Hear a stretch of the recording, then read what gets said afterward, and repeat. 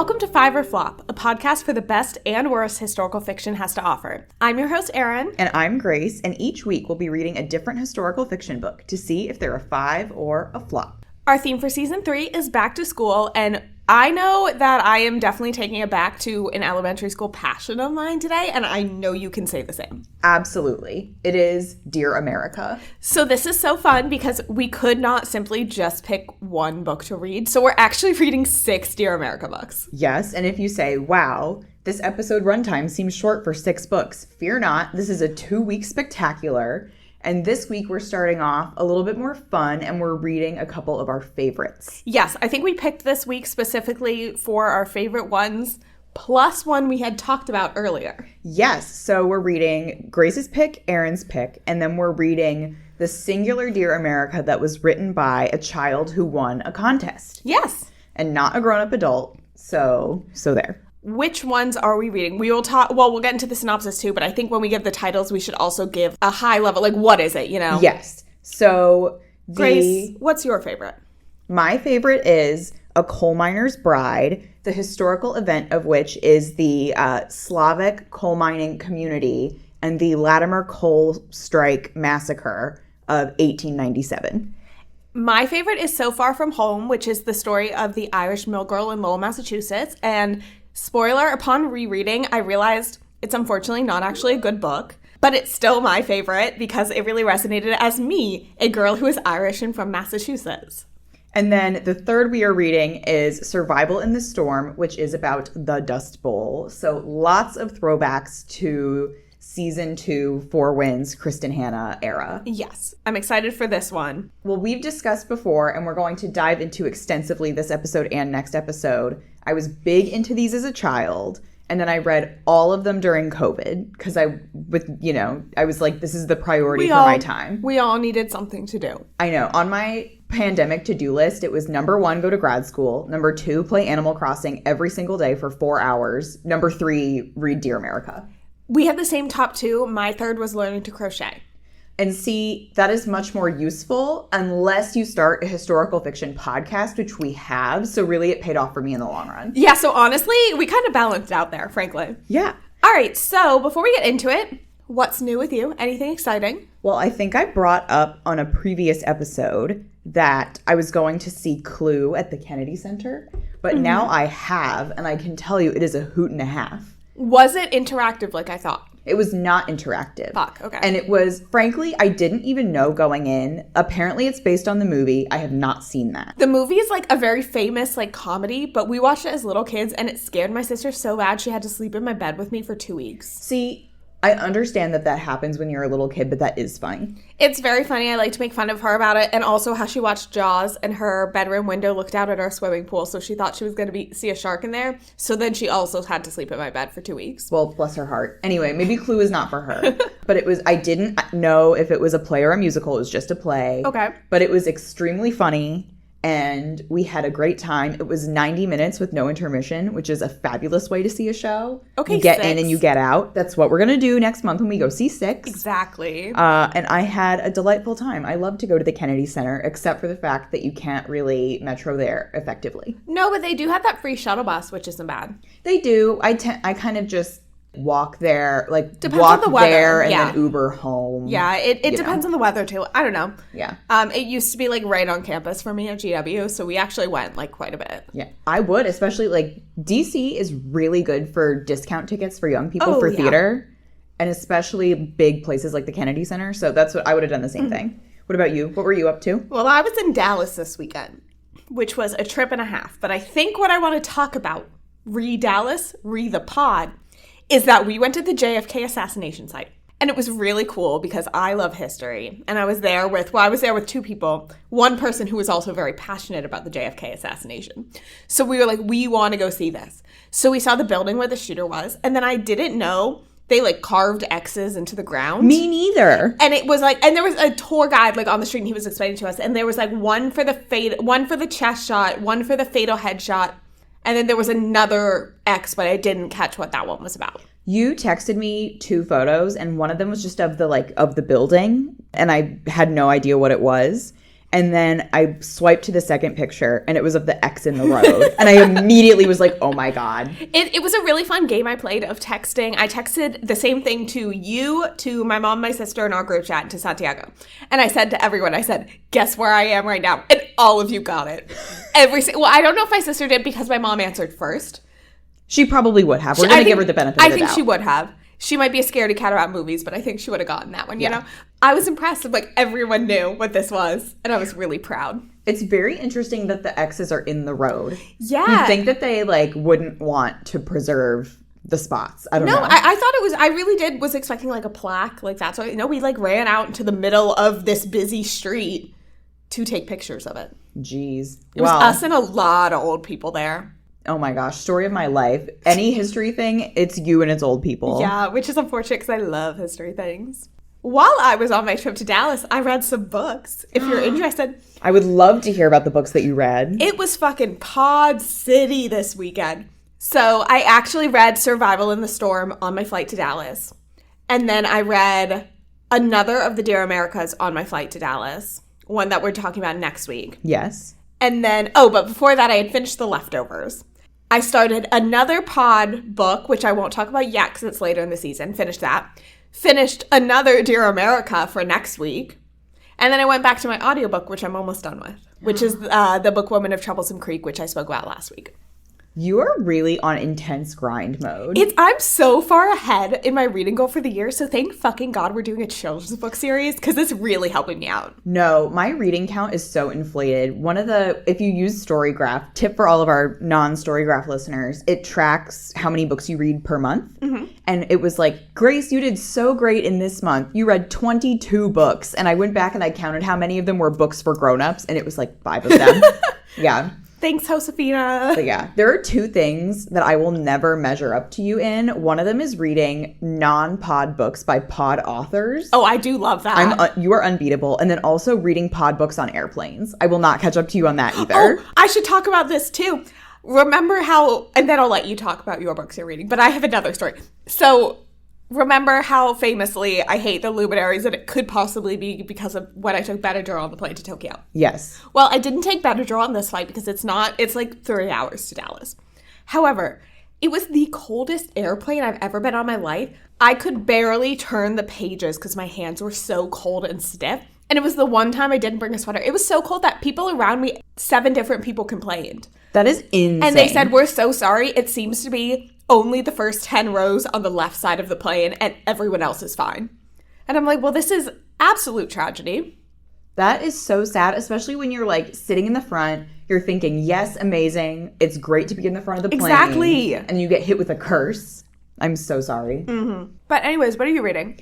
I have finished Middlemarch. Wow, you thought it was going to take a lot longer. Well, I sat down. It's like roughly 850 pages. I thought I might have to take some breaks, but not accounting for that, I thought, okay, I'll read like 50 pages every day. Mm-hmm. And then I'll be done with it in 2.5, 3 weeks. Mm-hmm. But this is going to sound very stupid and not speak highly to my intelligence, but I did not expect it to be like really, really good. Mm-hmm. I thought it would be good, but I thought it would be like, this is good in 1870, and I still think it's good, but also I'm a modern woman, and it takes me a bit. Mm-hmm. But no, it was just straight up really excellent. So I ended up plowing through in about 12 days. Which is long for Grace, but for a book of that length, but not long. Short considering how beefy the book is. It's like The Luminaries was really long, but that was written in modern day English. Yeah. Well, another one of the things that helped, we said The Luminaries, we could read it faster as we went because the parts got smaller. The first part of The Luminaries was like 360 unbroken pages. I think maybe because it was published serially, the way that a lot of Dickens was, but the chapters of Middlemarch are really short. Oh, that's good. It keeps you moving along at a really good clip. Like, you want to know what is happening next. And there are a lot of different characters.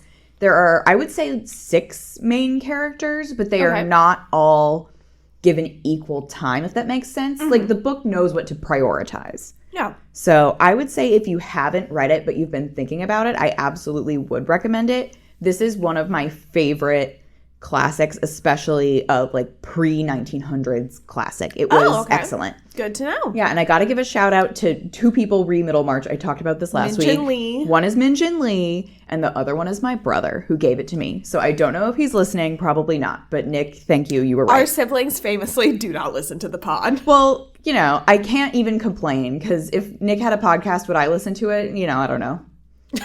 Yeah, fuck Nick now. Well, it's just, you know, Nick seems cool. He's not obligated to support what I do. Our parents are obligated to support what we do. Exactly.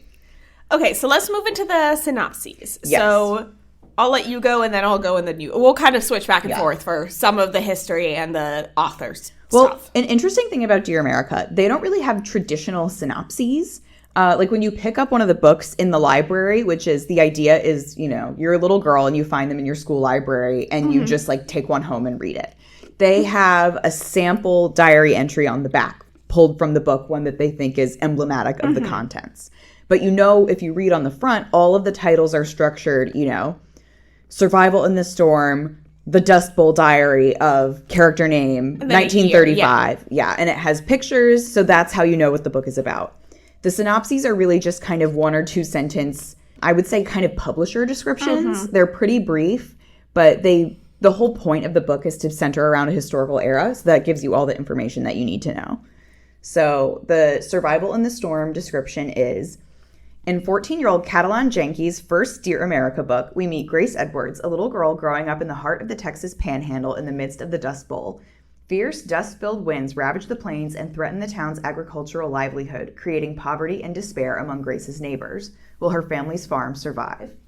So then, So Far From Home goes, in another installment of the series that brings history to a personal level for young readers, which I think is a really apt description of this whole series. Absolutely. A young Irish immigrant girl shares her experiences as a worker at the Lowell Mill. And then A Coal Miner's Bride is, meet Anetka, a 13-year-old Polish girl who comes to America as a promised bride to a Pennsylvania coal miner. Her fascinating diary entries give readers a personal glimpse into what life is like in a coal mining town during a tumultuous time in our country's past. That's a little vaguer, but it gives you mostly what you need to know. Yes. For the author bios, I'm actually going to suggest we go a little out of order. Let's do it. And what do you think? I'm going to start just because Barry Denenberg comes into play with another one of these. Okay, authors. So let's hear about Barry. So Barry doesn't have a ton about him out there. He wrote the So Far From Home, the Irish Mill Girl book. He lives in New York. He's won a couple awards, the American Library Association Best Book for Young Adult designation and the New York Public Library Books for Teen Age, both for An American Hero, The True Story of Charles A. Lindenberg, and Voices from Vietnam. From the publisher, it says that Barry Denenberg is an author of many critically acclaimed biographies and nonfictions. He's written on a wide range of people, including Nelson Mandela, Charles Lindbergh, Jackie Robinson, and Elvis Presley. He has a couple other stuff in here, but when we get to the Near America section, so he's written a couple books, but it says most notably, When Will This Cruel War Be Over? The Civil War Diary of Emma Simpson, a title that won the Jefferson Cup. Oh, okay. Denenberg divides his time between New York City and Westchester County, so he's rich. That's what I've gleaned. Oh, yeah. Did he get rich off of these books? Or he must be rich in some other way. I think so. I mean, it seems like he's written like a lot of books, but there's just not... You know, at a certain point, if you pump out the volume, that does generate a lot of money, but also he could be married to like a doctor or something. So let's hop on back to the author of Survival in the Storm. Yes. So this is actually interesting to me. This is some information that I did not know before. So her name is Catalan Janke. She was a 12-year-old girl when she won the 3rd Dear America Student Writing Contest. So I was under the impression that they just had one of these contests and the prize was you get to write a Dear America book. There were actually 4 or 5 of these contests. You submitted a short story, but this was the only one of those winning short stories that was ever developed into a full-fledged book. Wow. So I guess hers, frankly, they just really liked it. And they were like, this shows a lot of premise. And I'm sure they were thinking, you know, this is great marketing fodder for us to have this young girl being the author for this book. Barry Denenberg was the judge of the contest, which is why we bring him up first. Yes. So the author of So Far From Home, the Irish Mill Girl book, selected Survival in the Storm. It was developed into a longer book with one of the editors at Scholastic, and it was published when Catalan was 14. So her actual prize was a classroom set of Dear America books for her school, and a visit from an author to her school. So Which is like a pretty cool prize for a kid anyway. Yeah, plus that must get you like mad popularity points. Yeah. So this was unfortunately her only book. I did not see her growing up and writing a lot of other things. But at the very least, this is a really good icebreaker for her to use in her normal day-to-day life. That would, in like Two Truths and a Lie, Oh my gosh, yeah, that would eat. that would be really great. So congratulations to Catalan. We're very proud of you. Yes. And then lastly, the author of Coal Miner's Bride is Susan Campbell Bartoletti. She's from Pennsylvania, and she writes a mixture of children's historical fiction and nonfiction, which I think is very common for these authors. She has won Newbery Honor. It was for a nonfiction book about what it was like to be in the Hitler Youth. Okay. And this is her only Dear America from the original 36. 36 books came out in the original run of Dear America. They rebooted the series in the early 2010s, and they added 6 new books. So she wrote one of the new ones.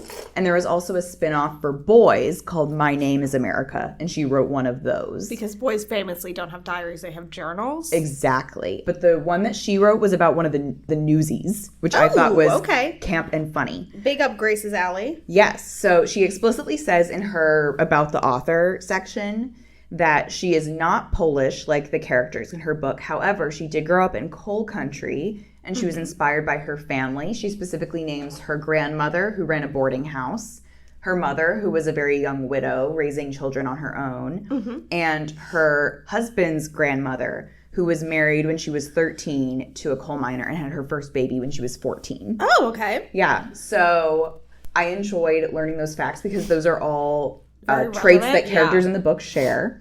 And I also want to add, just for context, that kind of even in the case of this contest winner, the authors of Dear America are very de-emphasized. Yes. There's no author listed on the front or the spine of the book because they want them to look like real diaries. So it's not until you get all the way to the end that you find the About the Author page, unless you were a girl who was very enterprising and you looked at the copyright in the beginning. Which I did always look at copyright info when I was a kid. Oh, really? I wanted publication year. Oh, that is crucial information.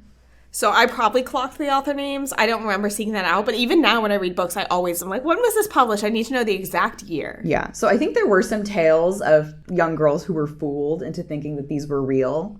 Me when I reread it. Well, no. Okay. And I'll talk about this when I talked about the history. I wasn't fooled into thinking they were real. I was definitely did a double take and I'm like, oh, this was based on a real person. Oh, wait, no, it's not based on a real person. And we'll get into that. Yes. Because we have strong thoughts. I think I had good reason for thinking that when I came across the epilogue of So Far From Home. Oh, yeah. So let's, in honor of Dear America, let's get familiar, like have we read anything else by the authors, that sort of thing. Yeah. Because if we would, it just would have been other Dear America books. Absolutely. However, there are some short movies for a couple of these. Which I did not know as a young person. And the only one I've seen is So Far From Home. We watched it in school. It's quote a movie. It's like 30 minutes. It's a short. They're all like short films, yeah. Designed to be shown in school, I guess. Exactly. So I've actually watched that one because I remember the girl getting her head scalped and her hair caught in the machine. Do you see the scalping? You don't see it, but like you see her hair get caught and like you hear the commotion. Okay. It's like a child-friendly. It's implied scalping. Yeah, exactly. So I guess if we're kind of skipping over that section, our disclaimer, as usual, our judgments come based on the book and characters within them, rather than any real historical figures or events they may have been based on. Where do we want to start? There are so many ways we can do this, and I think we're going to decide what to do now, and we're going to do it for the next episode too. Do we want to go book by book? I feel like if we say yes, we'll start that way, and we'll end up just kind of going back and forth. Okay, so let's try to start that way. Okay. And, we'll see what happens. Okay. Let's start with Survival in the Storm, because that's our neutral ground, yes. kind of. And I think we had similar opinions on this book. I liked this one. I was reading it on a flight to Texas, so that's really slay, because I could really, put myself in her shoes, although this girl had probably never seen an airplane before. No, but you really were going the extra mile for the cultural immersion. Yes, I went to Texas on purpose to read this. Yeah. The entire time I was reading it, I was, of course, comparing it to The Four Winds, because I don't think I could have not. Because it's the same town. It's the same town. It's literally like Grace and her family. It's going to fuck me up saying Grace. Grace and her family didn't move to California. like in Four Winds, but her friends did. So we did get the California perspective. There was a cute little device where her best friend is poorer than her and her family does pack up and leave for California. And the best friend writes letters home. Mm-hmm. So you don't get a ton of it, but all the information you're getting is the same that we were getting in the Four Winds. You know, being called Okies, even though they're from Texas. There's no work. Everything that they do is really underpaid. They're living in like dirty shantytown. conditions. Yeah. This one was definitely lighter. Of course it was, because it was for a younger audience. But I still think it deals with like the heavy topics that were in there, and I think it deals with it very well. Yeah, I mean, Grace, who is all of the Dear America protagonists are between 10 and 14. Mm-hmm. So she's in that age range. She has a younger sister who's 6 or 7. And the younger sister's best friend gets dust lung and dies. Much like Ant, the boy. Well, he didn't die, but you know. Much like he would have if they didn't go to California. Exactly. So there was a lot of overlap. I wonder if Kristen Hanna has read this book.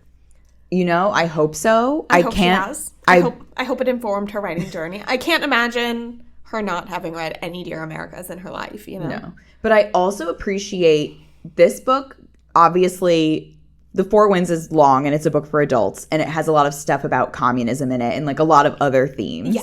What I appreciate in this book, as a children's book that's shorter, obviously has a little bit of a narrower and slightly more generic focus. Mm-hmm. When the book starts, the Dust Bowl's already happening. Yes. It's not a like, la la la, here's my everyday life in normal Texas, and then gradually the Dust Bowl happens. It starts in the action. That's what I like about all these Dear America books. I think they all do a very good job of like kicking us off right away. Exactly. They're in the like 180 page range for the book itself.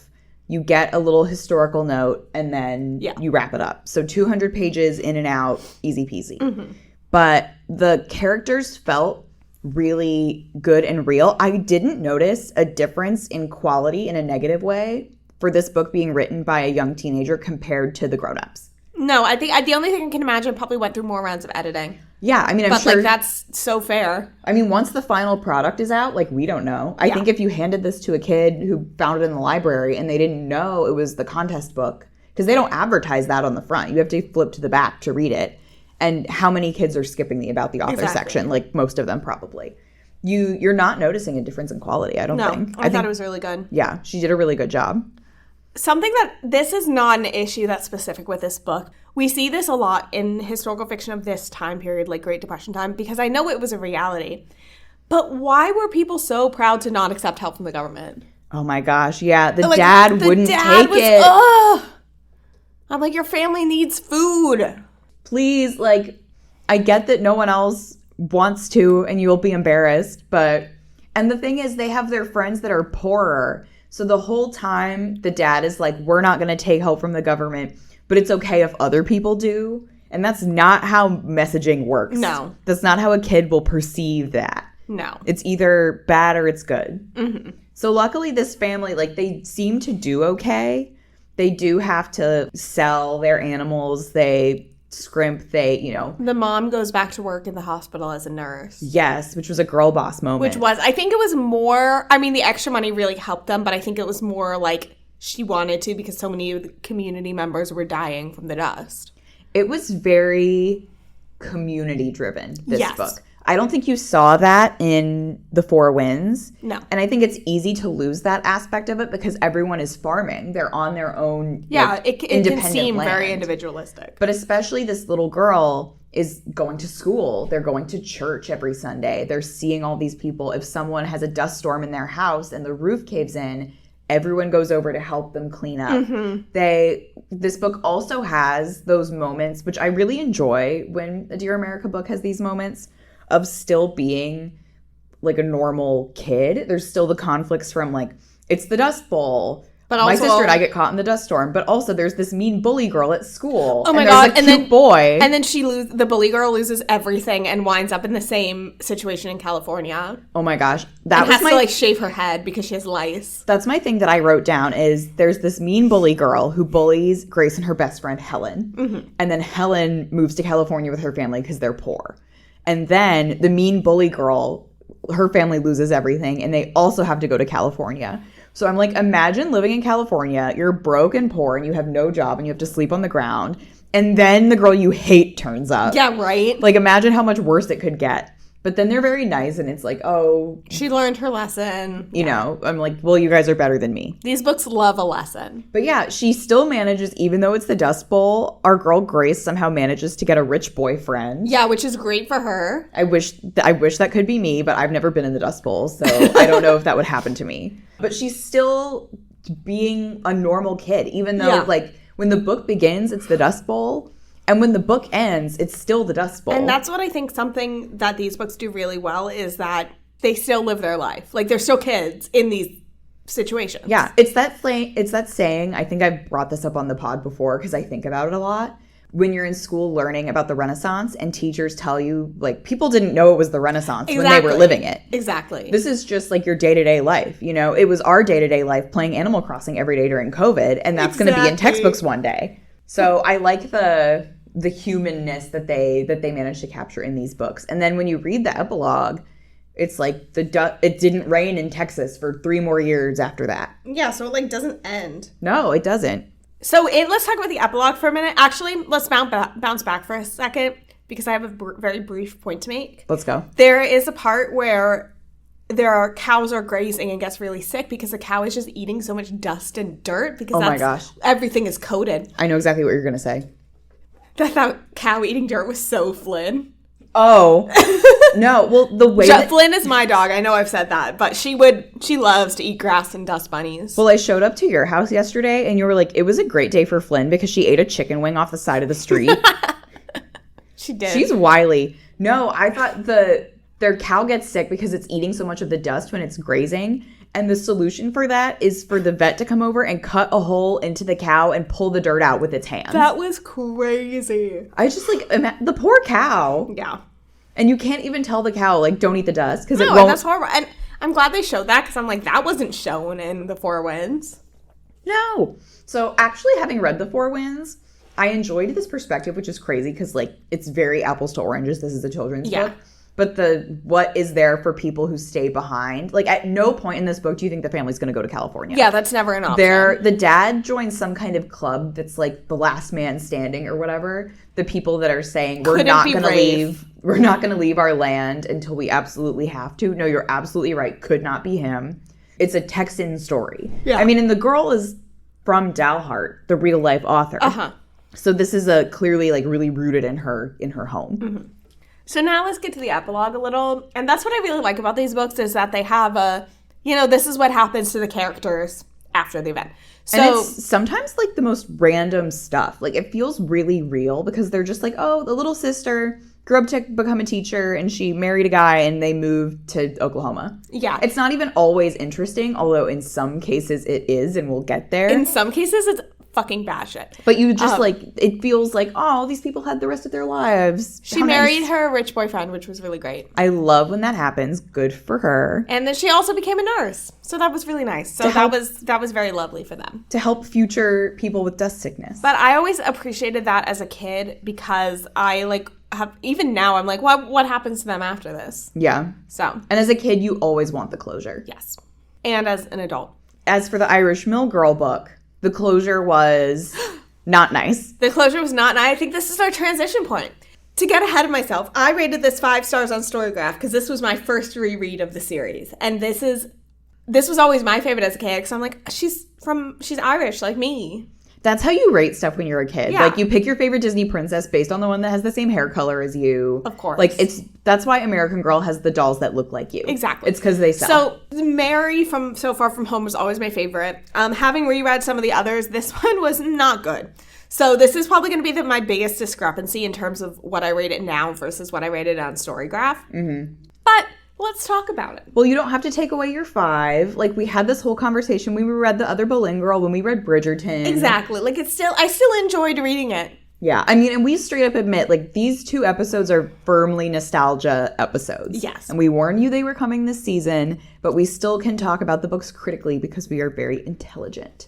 I also did not enjoy this one that much, unfortunately, because I think the topic is so rich for mining, but I do kind of get the sense they had one of their authors cancel. And so they called Barry and they were like, Barry, can you write a book in like a month for us? Yeah, And that's he was what it like, felt like. "Ugh, fine. That's what it, like, nothing really got any closure from it. There was not a lot of fleshing out. Okay, this is unrelated to this book. Having read 6 of them in a row, none of the fonts are standardized. They all have different fonts. Yeah, I do. Actually, we're going to talk in the next episode, not just but font, but also language use in the books. Mm-hmm. I'm not talking about it this one, but that will come up again. Yeah. So with this one, just the font was bigger and there were fewer words on every page. There was a lot of blank space left around. Yeah. And my biggest complaint is there was not any follow through on a lot of the storylines. Yeah. So let's get into the story a bit. Yeah. So basically, she is in County Cork with her parents, which is where my family is from. It is the area of Ireland hit hardest by the potato famine. Womp womp. So her sister, who is like the nastiest person in the world. I hate her. What's her name? Kate? Yeah. Awful. It was so funny to me when you start the book and the sister is just a huge bitch and you're like, oh, later in the book they'll have like a reconciliation and they'll come to an understanding. No, the sister's just a huge bitch the whole book. But eventually the sister and her aunt in America, they send over funds for Mary to come. Yes. So Mary gets aboard the ship, goes over, like a bunch of people die on the ship, which is like, you know, we'll talk about that in the history section. That's true. She goes, she stays with the aunt, and she gets a job in the Lowell Mills, which is famously like one of the biggest textile mills in that time period is in Lowell, Massachusetts. Yes. And you're looking at both the poor working conditions in the mills and also the Irish prejudice by Americans. Yes. So, which is very prevalent in the book as it was in the time. I will say that about Dear America, at least, I can't say that overall, but at least for the 3 books we're talking about today, I think the history is very strong. Yes. So I do feel like this was a very accurate one. She kind of starts to get woke. There's one part where she's like, perhaps there are 2 Americas. Like one where you're like a WASP white person and then one where you're an Irish person. But then she doesn't really talk about like the other America for, you know, people of color who are like treated way worse than she is. But yeah, she's not that woke. She's on a journey. Well, listen, she's really broke and she's working like 14 hours a day, 6 days a week. So yeah, I guess it's understandable that she's not being that woke. This book is really fucking sad because people just keep dying. And then there's a girl who's mean to her and she has beautiful hair. So she doesn't want to tie her hair up. And the mills are a dangerous place. Like a boy gets his finger cut off in this book in the mills because he's not paying attention. And her hair gets caught in the textile machine. And this scene I remember so vividly from reading this book as a child. And she gets scalped by the textile machine.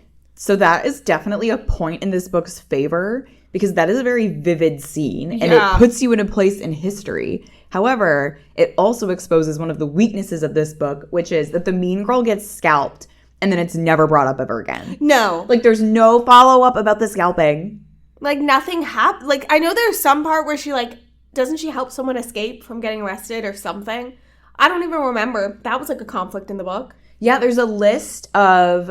if you get put on the list, it means that you can't get mill work there or anywhere because they've figured out that you're basically, like, you're going to try and form a union. Yeah. So she tells one of the girls that she's on the union, the warning list. Mm-hmm. But there's so many threads that are interesting in this book. It's like all of the people in steerage that die on the way over. One of them is a girl who's left orphaned who's blind, I think. Mm-hmm. Yeah, she's blind. Yeah, and then you keep hearing about her for the rest of the book, but you don't see her again. So I'm just like, interesting that we're following this girl that we're not going to see. We follow her into the epilogue. She does make it to... what's it called? Perkins School for the Blind? Yes, which there is a book about that's like a separate, it's the Barry Denenberg Extended Universe. About the school for the blind. Was it about the girl? Because I remember reading it. What do you remember if it, hang on. It's not about that same girl. I know it is.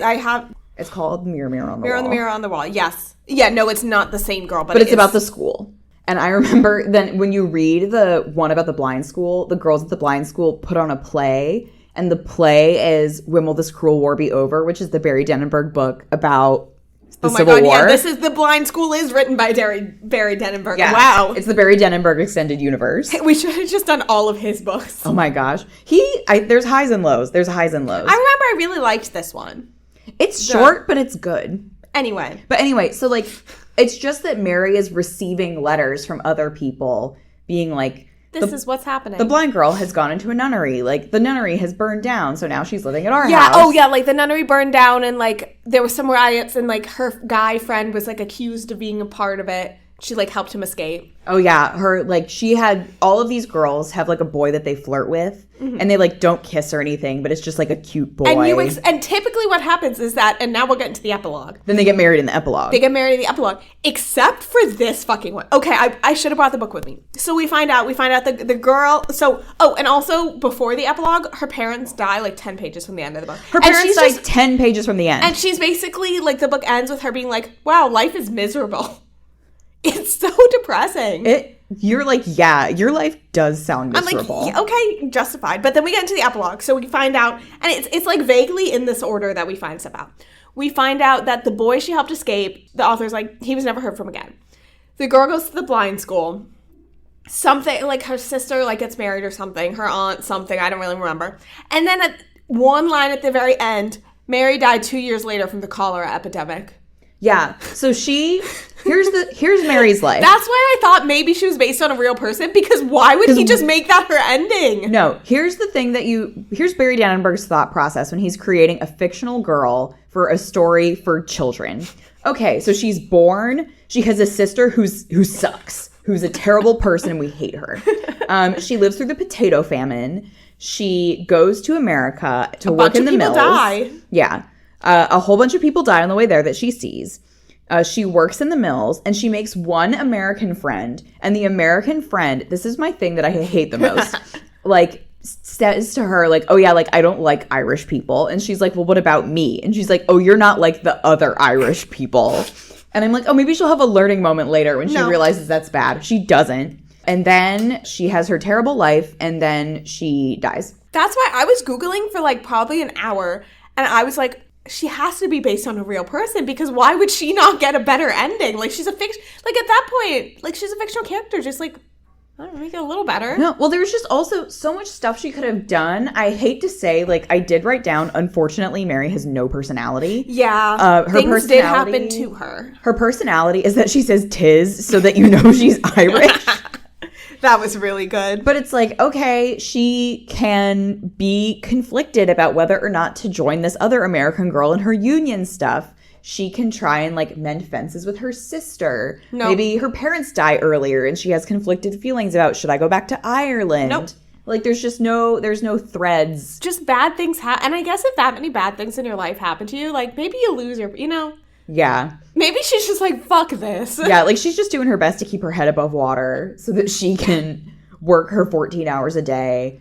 And unfortunately, I cannot relate to her when her sister doesn't work in the mills. The sister's like a fancy lady's like maid. Oh, yeah. And she was like, I would never She's like, I would rather work in the mills. And I'm like, no offense, honey, but I do not relate to you. Yeah. I would rather be the maid to the fancy lady. So this book was definitely a nostalgia vibe for me. I enjoyed reading it because I know I loved it so much as a kid. Mm-hmm. Plot-wise, real bad. Here's the thing. I'm a staunch believer in things for kids should be high quality. However, I do think the priorities for children are different, especially if it's a book like this where the point is like teaching them something. Yeah, I do think the history was really strong. You'll still get the outline of like why it's bad to why the Lowell Mills were bad. Yeah. People will learn about Irish American prejudice, which is an interesting thing for them to learn about because it's not like a thing really anymore. Yeah. So I still think this has utility for children, but I think if you break it down in like a literary analysis kind of way, it does not hold up at all. Yeah, and I agree. And I think, I don't know, maybe it's important to just, you've read the whole series recently. Do you remember other ones where like just only bad things happen? I do. There's one where she has up her color-coded spreadsheet. I do. I have them. Okay, so there's 36 Dear America books. There are 5 that I think are straight up just like bad. And the one that is the worst is about the Trail of Tears. So there's no good things that happen in that one. Okay, yeah, that makes sense. That makes sense. And not even like in a way where they're like, your life is good at the beginning and then bad things happen. It's just like relentless. So it's like this one. Yeah, and there are a couple where the girls are orphans, which is always worse because then at the end you have nowhere to go. Like, even if you're living in, like, the Depression or whatever, Grace Edwards from the Dust Bowl one had a very nice family. Yeah. So when the Dust Bowl was over, she was perfectly happy with her family that loved her, and she married her rich boyfriend. But this one, when you die from cholera when you're 17 and your parents are dead and you work in the Lowell mill... It's like kind of like okay at that point. You don't really have anywhere to go. And your sister hates you. And your sister hates you. There's not a lot of up to climb into. Yeah. So unfortunately for her, this is one of the more relentlessly she was like miserable ones. Okay. Yeah. I'm glad to know that it's not all of them at least. Yeah. Well, here's the thing about seems like a good transition to the one that is my favorite, which is A Coal Miner's Bride. Which I had never read this one before because I thought they have pictures of like girls and they're just like art, like they're from famous paintings and stuff. Yeah. I thought she was really ugly, so I never read the book. It is like a gray book. It's not one of the appealing ones because they're like purple and red and like, you know, they have beautiful like oil paintings on them. But this is just like a girl that was clearly. However, I kind of agree with you. Like, I can see why it's your favorite. It's really good. It is action packed. And also, I was like, how can I write this in like, how do I communicate in like an Aaron frame of mind? And what I came up with was like, Anetka has been through more than Lynette Scavo has. It's true. Like, in terms of like relentlessly bad things happening to you, like poor Anetka has been through all of it. I will say, at least her coal miner husband didn't quit his job to open a pizza parlor. You know, that failed. He could have if he hadn't gotten blown up. Here's all of the things in chronological order that happened to Anetka. She's a 13-year-old. Well, first of all, before the book, her mom dies. And Russia is in charge of Poland. Yeah. So she's living in Russian-occupied Poland, and there are soldiers everywhere, and her mom's dead, and her dad is in America. So that sucks. Then her dad writes from America and says, great news. I've promised this guy that you'll marry him so that he can bring you to America. And she's like, well, I don't really want to do that. I would like to pick the person that I get to marry, or at least like meet them, but fine, you know. So she goes to America. She's 13. It turns out this coal miner is 27 and his wife is dead and he has 3 children. And also, she comes over with this really hot guy she's into. Yes, this is key. This is the original enemies to lovers, where she brings a guy who is escaping from the Tsar's army, who is only 18, which is still not good, but frankly, in 1897, it's fine. It's much better. And he has no children. But she has to marry this guy who clearly is not over his first wife. Which, like, fair. Which is fair. Yeah. If your wife dies in childbirth and you have to marry a 13-year-old girl so someone will watch your kids while you're in the coal mines, I don't envy you. But, okay, so then her and her brother and Leon, the guy. Yes. Come over. Leon gets deported because he's like, I'm a socialist. No, literally, everyone's like, okay, so when you go up to the Ellis Island people, you need to lie. And They're like, just play dumb. Yeah, just like pretend you're like healthy and like stupid. And then he gets up to the front and they're like, is there any reason you shouldn't be allowed into America? And he's like, yes, I am guilty of war crimes for being in the Tsar's army. And so as far as we know, he gets deported. And so somehow he does not, though. He like weasels his way back in somehow. I don't know. But Anetka is just like, what the fuck? Like now... Okay, here's another bad thing that happens to her. She has to live in Pennsylvania. No offense to them. Unfortunate. I liked this book as a kid because this was like an event that I had never heard of. And even when I was doing a little bit of research, it was like the most forgotten like piece of American labor history. We'll get there. So she's 13. She's raising these 3 girls. She's the mother who stepped up. Exactly. All the girls are named after flowers. Yes, Violet, Rose, and Lily. And then her coal mining husband gets blown up. But thank God, Leon's back. And then he comes back. So she opens up a boarding house. So she's renting rooms to all of these miners.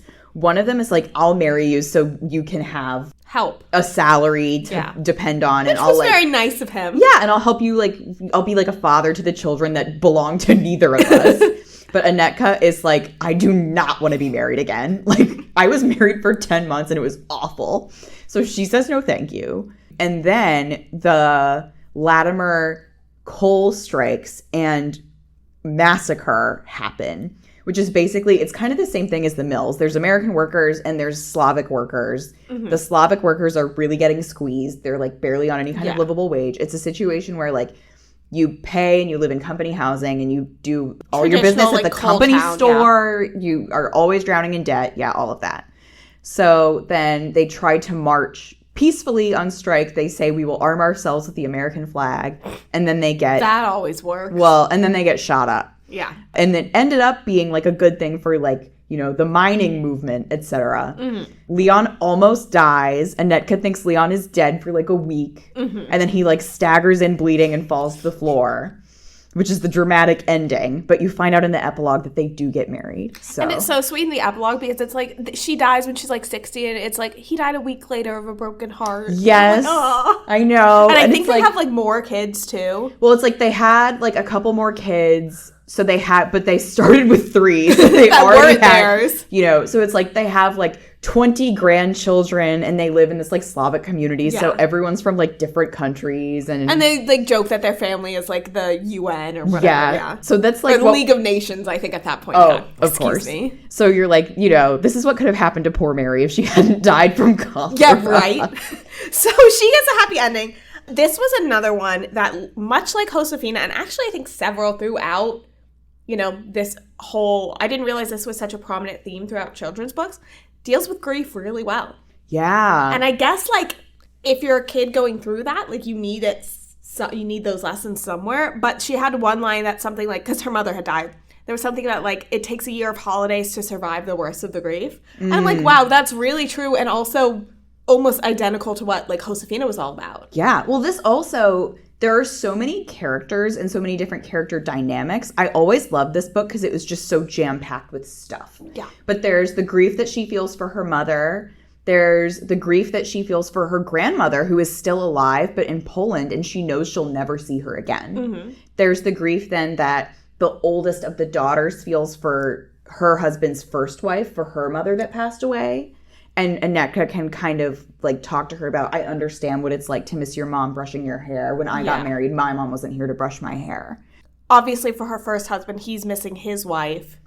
But then it's also the twofold of she's like, I am married to someone who is in love with someone else and he's not going to ever feel, and she's like, I'm not in love with him, but like, I know it's never going to happen. Yeah. And then when he dies, she's grateful to him and misses him, but she's also angry at him for dying. Yeah, because now she has 3 daughters. Yeah. And she says, I know this is irrational, but I can't help feeling that he has put me in this position. Mm-hmm. So it's all these different types of grief. And even at the end, you know, for the side characters who lose people in the Latimer massacre, which comes at the tail end, that is very present. There are people who go back to Poland because they give up on America. They just are like, I can't take it anymore. I will not ever be American here. Which is fair. There's the 2 different narratives of we'll take our papers, we'll become citizens, we'll become Americans, and then the other narrative of they will always see us as separate. So we're a little tight on time, but before we go to history section, I have an important question that I believe I texted you. Okay. Is Annetka the only Dear American Girl who's fucked? Yeah, and I think yes. I think the answer is yes.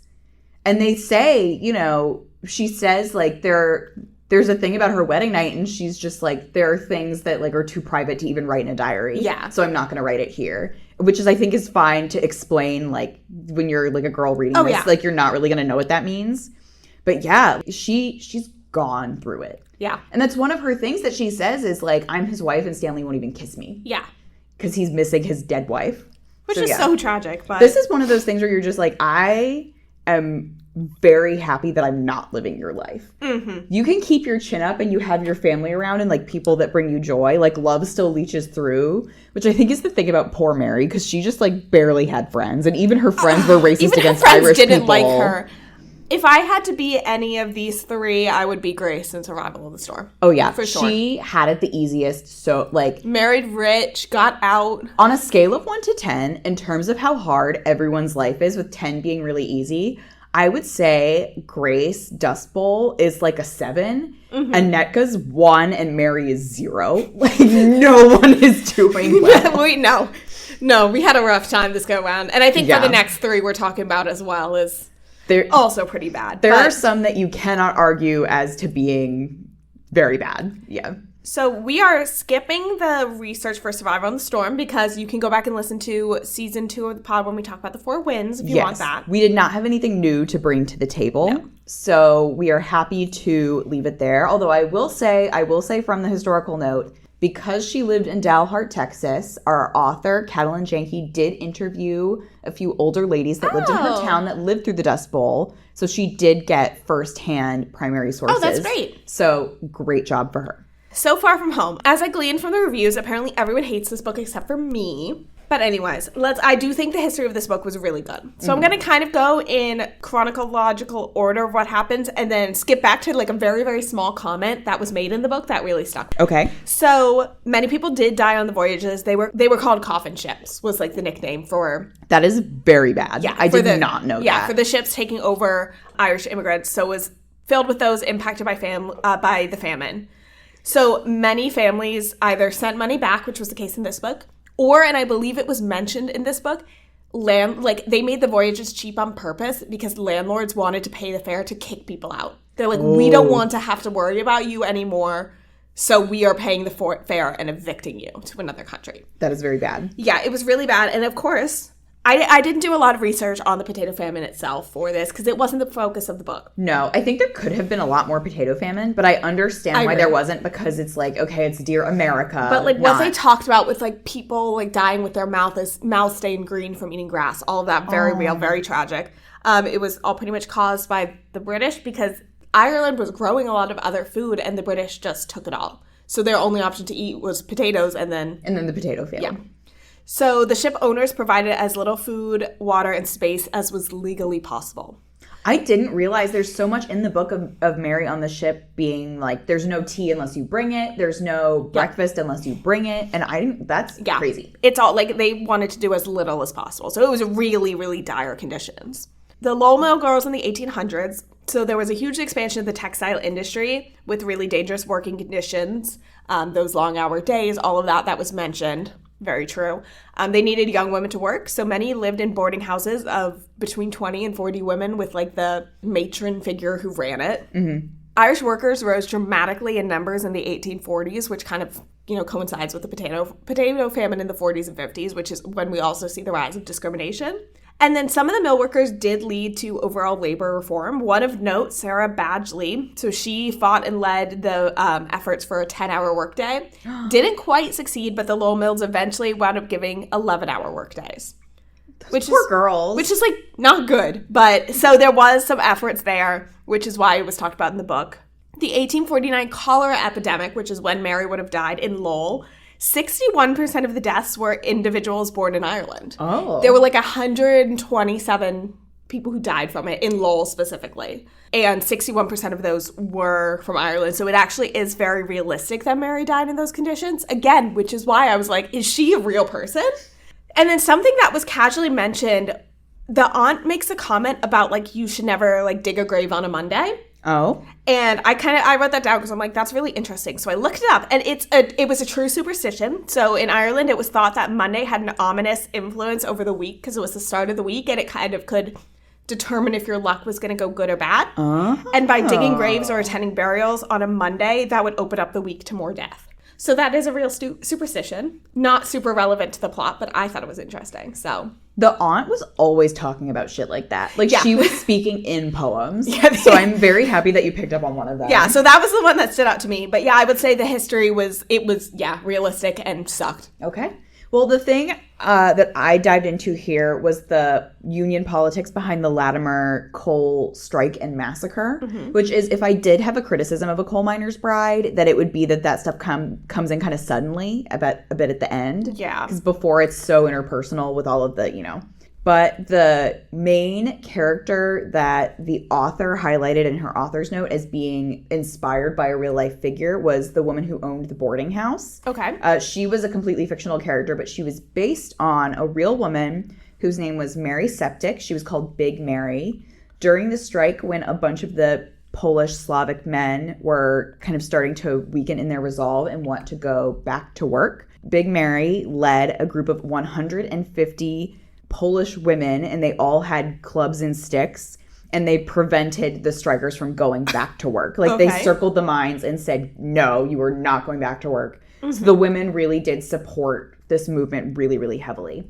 Basically, the biggest thing here was that there was a big wedge between the American miners and the immigrant miners. In the book, there's a law that's passed that immigrant workers have to be taxed, and then the mine passes that tax on to the salary. So the miners are making less money. The mine isn't paying the tax on their own. Gotcha.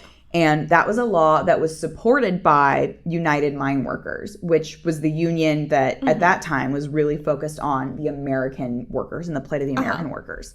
So during the Latimer Massacre, I saw this described as, at the time, the worst labor conflict disaster in America. I wasn't really able to find a list for that kind of like specific thing. I don't think it really lines up with, like, later in the season, surprise, we'll talk about the Triangle Fire. Mm-hmm.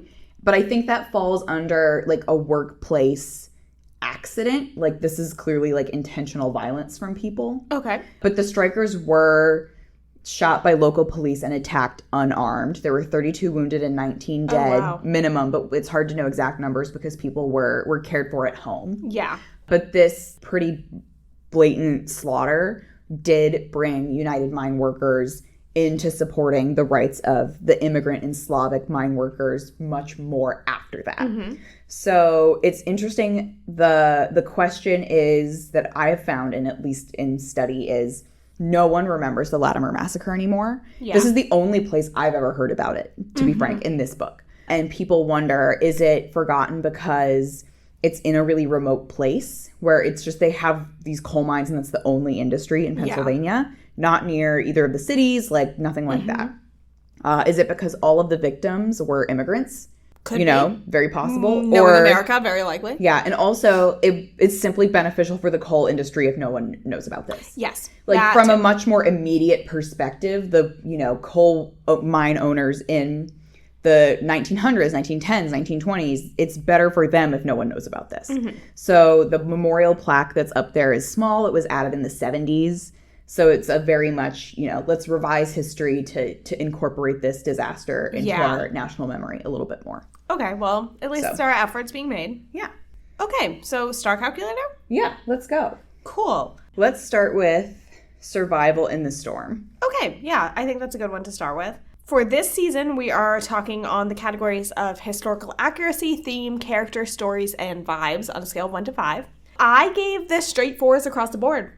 I thought it was really good. I thought the theme was really about, community and supporting each other as a community. And I think that's super important for young people. I feel like, especially nowadays when community is a lot more de-emphasized. You're right. Agree. Historical accuracy, I gave it a 4. Like, we are relying on a lot of what we know from the Four Winds to determine this. So, we could have done a bit more deep dive into it. Characters 4, story and vibes, yeah, straight 4. And that is what I gave it on Storygraph.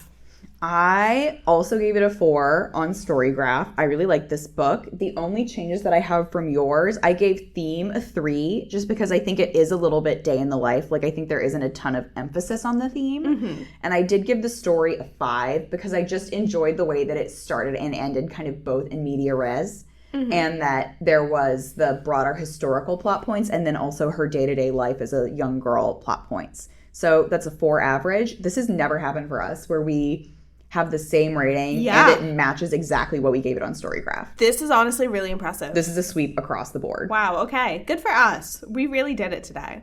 So Far From Home. So I have some pretty sharp distinctions here.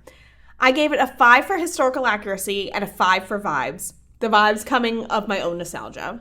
Honestly, it's kind of abysmal vibes because nothing good happens to her. But vibes for me were off the charts. Theme characters I gave a 1 because I thought they were both pretty weak. And then the story I gave it a 2 because also pretty weak. So that's a 2.8. And I did give this a 5 on Storygraph. So yeah, this is definitely the Bridgerton Other Boleyn Girl of the season. For me, historical accuracy 4, I would have liked a few more details and maybe some more Union stuff. Theme 2, because there's not really a theme in sight other than you get hints of, life sucks and then you die. Yeah. Characters, story, and vibes, all 1s. The characters made me the most mad because Mary was nothing. Her aunt that speaks in poems was really annoying. All her friends were racist and her sister was a bitch. So that's we're 0 for 0 on them. Yeah. So that gives me a 1.8, and I gave this a 2.5 on Storygraph, and I felt very bad about it because I knew it was your favorite, but okay. I did know that I didn't like it in advance.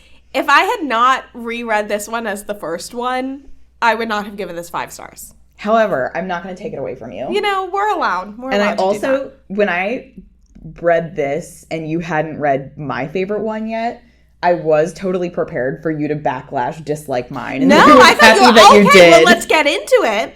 Because for that one with Miss Anetka, 5 for historical accuracy, 4 for theme, 5 for characters, 5 for story, 5 for vibes, and that's a 4.8, and I gave it a 5. I also gave it all 5s and 1 4. My 4 was historical accuracy.